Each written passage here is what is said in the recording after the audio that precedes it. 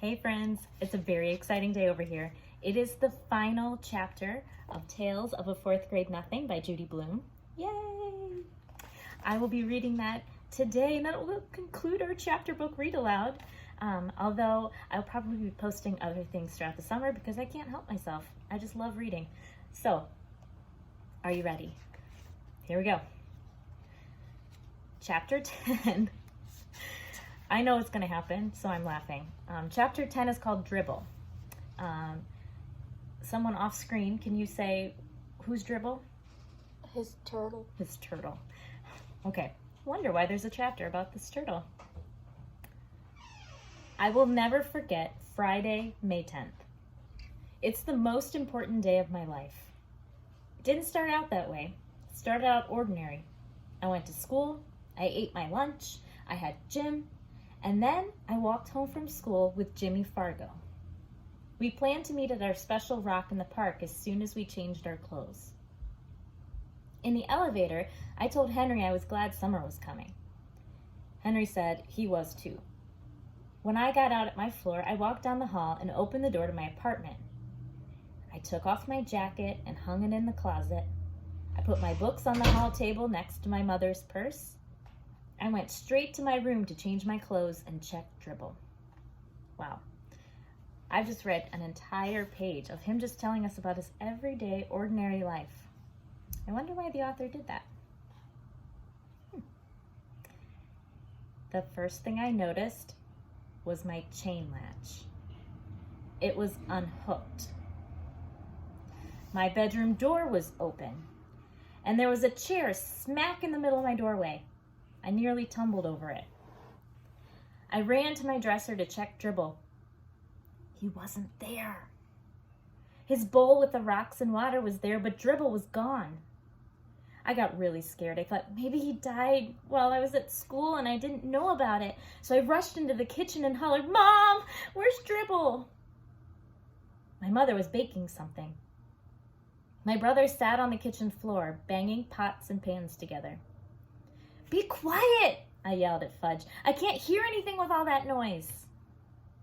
"What'd you say, Peter?" my mother asked me. "I said I can't find Dribble. Where is he?" "He's not in his bowl?" my mother asked. I shook my head. "Oh, dear," my mother said. "I hope he's not crawling around somewhere.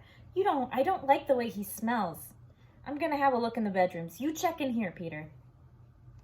My mother hurried off. I looked at my brother. He was smiling. "Fudge, do you know where Dribble is?" I asked calmly. Fudge kept smiling. "Did you take him? Did you, Fudge?" I asked calmly. Fudge giggled, covered his mouth with his hands. I yelled, "Where is he? What did you do with my turtle?" No answer from Fudge. He banged his pots and pans together again. I yanked the pots out of his hands. I tried to speak softly. "Now, tell me where Dribble is. Just tell me where my turtle is. I won't be mad if you tell me. Come on, Fudge. Please." Fudge looked up at me. "In tummy?" he said. "What do you mean, in tummy?" I said, narrowing my eyes. "Dribble in tummy." "What tummy?" I shouted. "This one," Fudge said, rubbing his stomach. "Dribble in this tummy, right here." I decided to go along with this game. "Okay, how'd he get in there, Fudge?" I asked. Fudge stood up. He jumped up and down and sang out, "I ate him, I ate him, ate him, ate him." Then he ran out of the room. "Okay, what?" Ruh-roh. Mother came back into the kitchen. "I can't find him anywhere," she said. "I looked in all the dresser drawers, in the bathroom cabinets, in the shower, in the tub, and..." "Mom," I said, shaking my head, "how could you?" "How could I what, Peter?" Mom asked. "How could you let him do it?" Let who do what, Peter? Let Fudge eat dribble, I screamed. My mother started to mix whatever she was baking. Don't be silly, Peter, she said. Dribble's a turtle. He ate dribble, I insisted. Peter Warren Hatcher, stop saying that, Mom hollered. Well, go ahead and ask him. Fudge was standing in the kitchen doorway with a big grin on his face. My mother picked him up and patted his head. Fudgy, she said to him, tell Mommy where Brother's turtle is. In tummy, Fudge said. What tummy? Mom asked. Mine! And Fudge laughed. My mother put Fudge down on the kitchen counter where he couldn't get away from her. You're fooling Mommy, right? No fool, Fudge said. My mother turned very pale. You really ate your brother's turtle. Big smile from Fudge. You mean that you put him in your mouth and you chewed him up like this? No, Fudge said.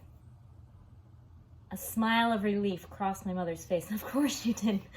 Just a joke. It's just a joke. She put Fudge down on the floor and gave me a look. Fudge babbled, no chew, gulp, gulp. All gone, turtle. Down Fudge's tummy. Me and my mother stared at Fudge. You didn't, Mom said. Did so, Fudge said. No. Yes! Yes, Mom asked, holding onto a chair with both hands. Yes, Fudge beamed. My mother moaned and picked up my brother. Oh, no. My angel, my precious little baby. Oh, no. Mother didn't even stop to think about my turtle. She didn't even give Dribble a thought. She didn't even stop to wonder how my turtle liked being swallowed by my brother. She ran to the phone with Fudge tucked under one arm. I followed. Mom dialed the operator and cried, oh, help, this is an emergency. My baby ate a turtle. Stop laughing, my mother told the operator. We need an ambulance right away. 25 West 68th Street. Mom hung up. She didn't look too well. Tears were running down her face. She put Fudge down on the floor. I couldn't understand why she was so upset. Fudge seemed just fine.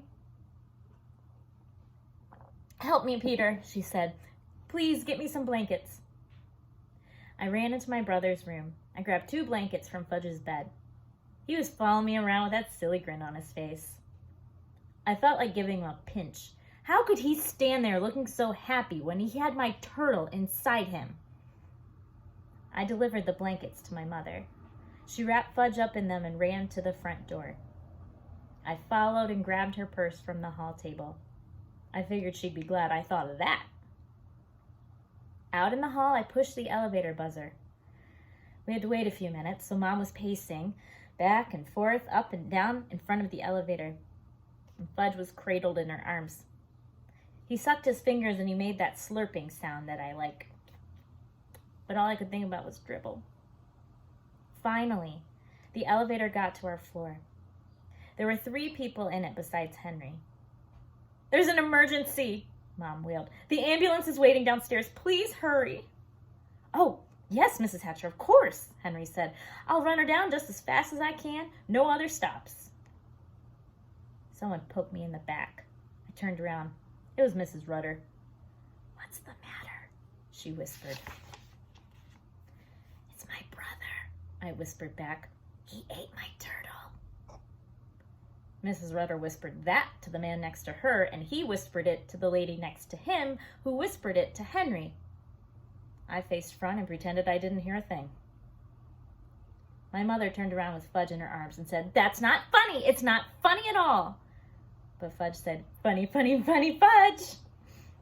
Everybody laughed. Well, I mean everybody except my mother. The elevator door opened. 2 men dressed in white were waiting with the stretcher. This is the baby? One of them asked. Yes, it is, Mom sobbed. Don't worry, lady. We'll be at the hospital in no time. Come, Peter, my mother said, tugging at my sleeve. We're going to ride in the ambulance with Fudgy.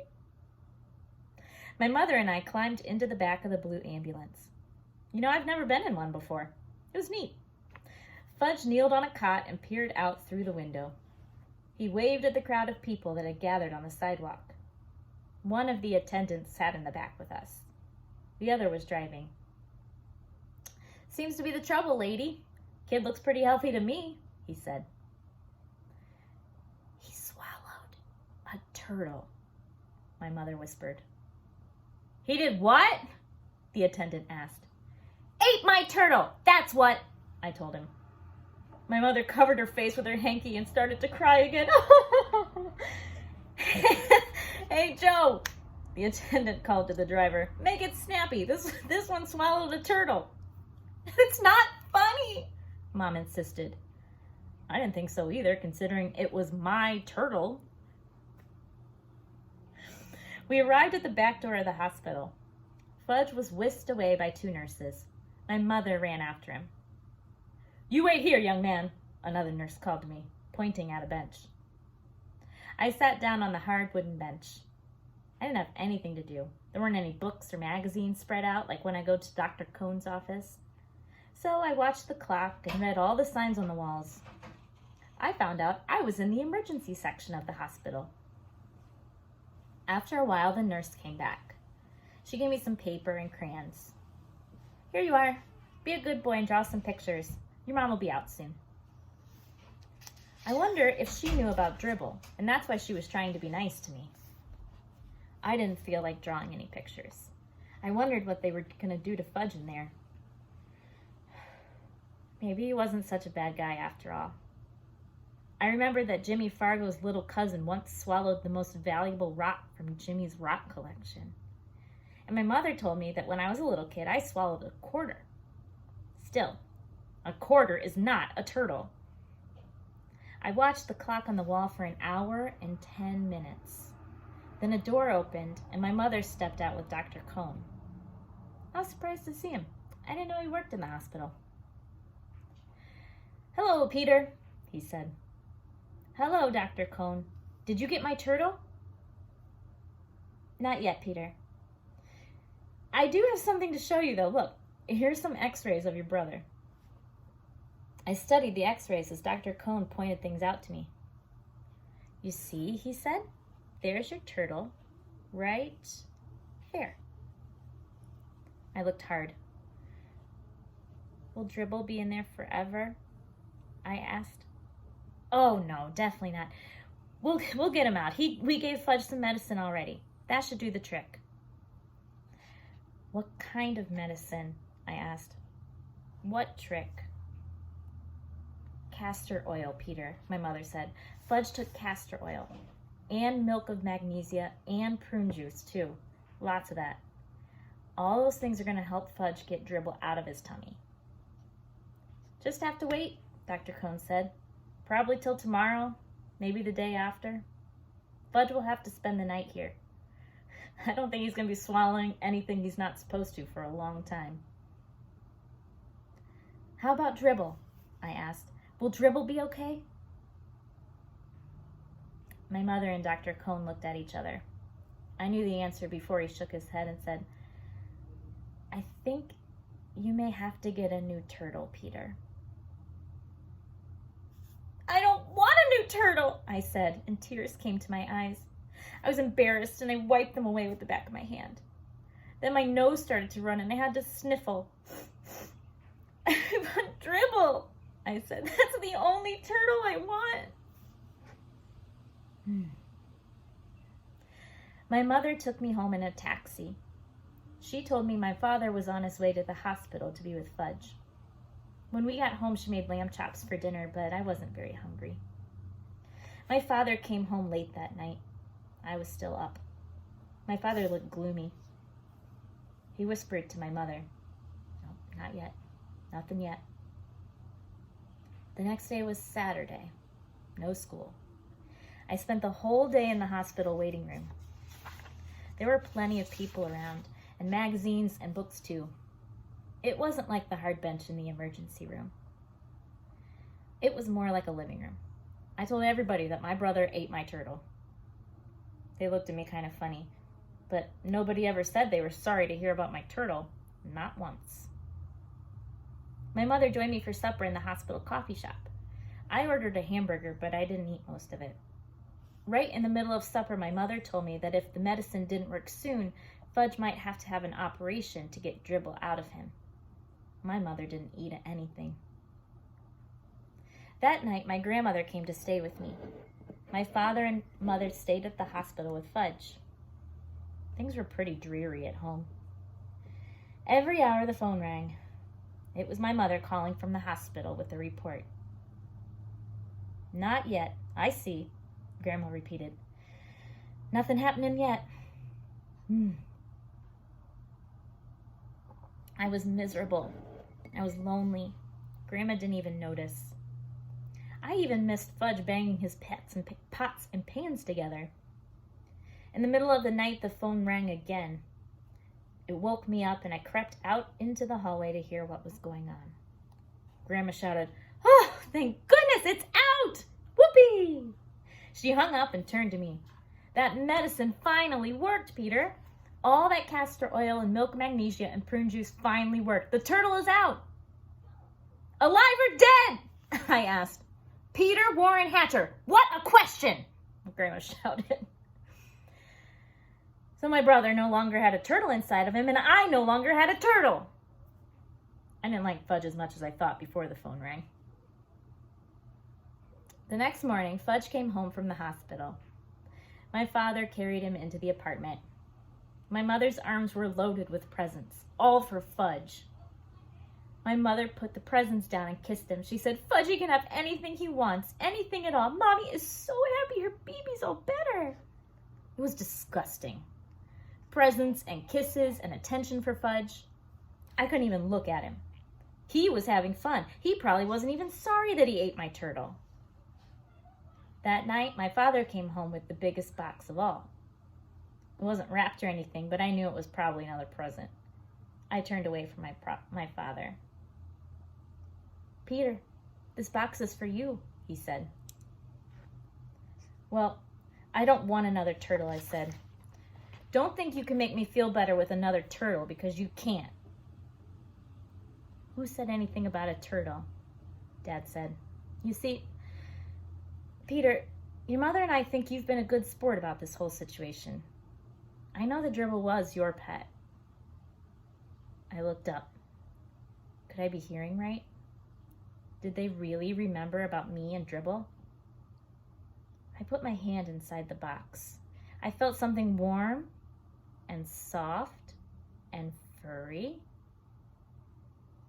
I knew it was a dog, but I pretended to be surprised when he jumped up onto my lap and started licking me. Fudgy cried, "Oh, doggy! See? Doggy!" And he ran right over and grabbed my dog's tail. "Fudge," my mother said, "this is your brother's dog. Maybe someday you'll have a dog of your own, but this one belongs to Peter. Do you understand?" Fudge nodded. "Peter's dog." "That's right," my father said. "Peter's dog." Then he turned to me. "And just to be sure, we got a dog that's going to grow quite big. Much too big for your brother to swallow." We all laughed. My dog was neat. I named him Turtle to remind me. And that is the end of Tales of a Fourth Grade Nothing. If you liked that book, I'm sorry, that chapter was funny. If you liked that book, there are other books where Fudge is a character in them. Super Fudge, Double Fudge. Can you think of another one? I think that might be it. But if you liked this one, check out those other two books. They're just as funny. Thank you for listening. If you missed any of the chapters, remember you can always go back and watch them back on the YouTube channel. So thank you. Keep reading, friends.